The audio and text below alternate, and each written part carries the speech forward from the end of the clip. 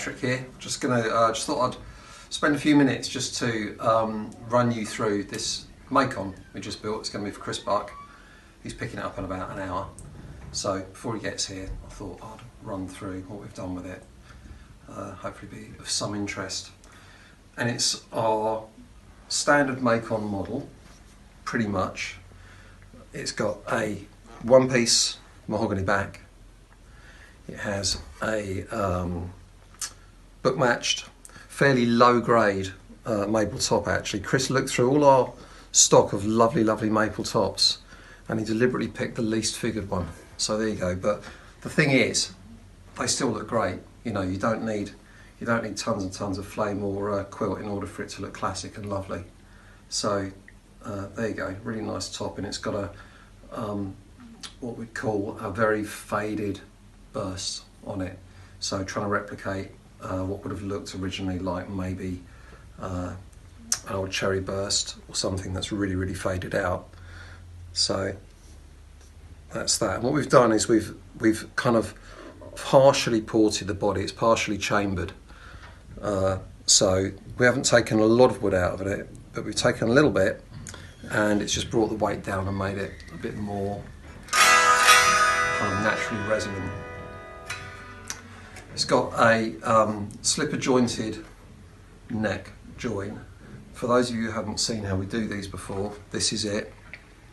It gives a lot more ease of top fret access, and it's a nice little kind of design feature.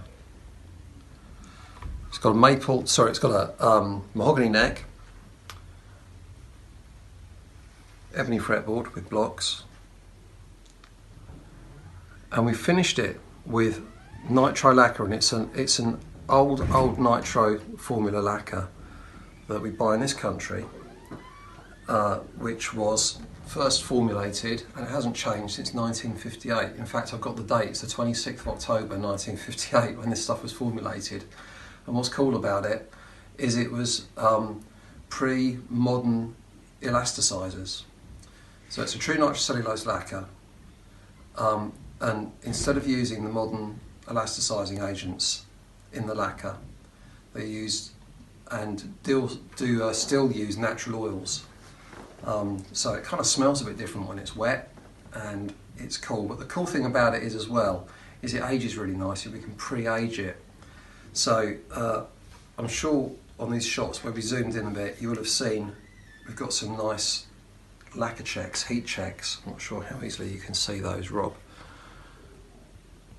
Running across the back of the guitar, and we go round, and over time those will just kind of increase and become more obvious. And I guess that's probably not for everyone, but I certainly think it's really, really cool. I really like it. I think it's a nice feature, and it gives the guitar more of a kind of a less brand new feel about it. So you don't have this feeling of, oh, I'm scared to touch it, I'm scared to leave fingerprints on it, etc., etc.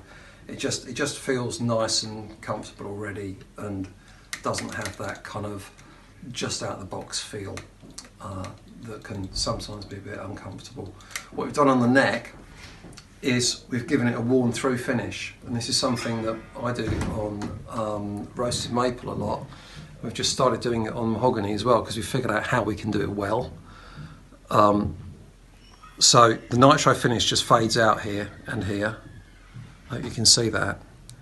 And then from the nut right up to the fret, to the neck join, there's no finish on the neck at all. We've put gunstock oil on it. We've then pour filled it. We've then put on a second coat of gunstock oil. We've left it overnight. We've basically gone over it with a fine wire wool, and it just feels like wood that's old and has been played a lot and has kind of picked up a little bit of ingrained dirt, but just feels really, really nice and non-sticky, which is the idea. So that's pretty much it. Also, two humbuckers by the incredible Mark Ransley at Mojo Pickups, hand wound for us. Really, really nice.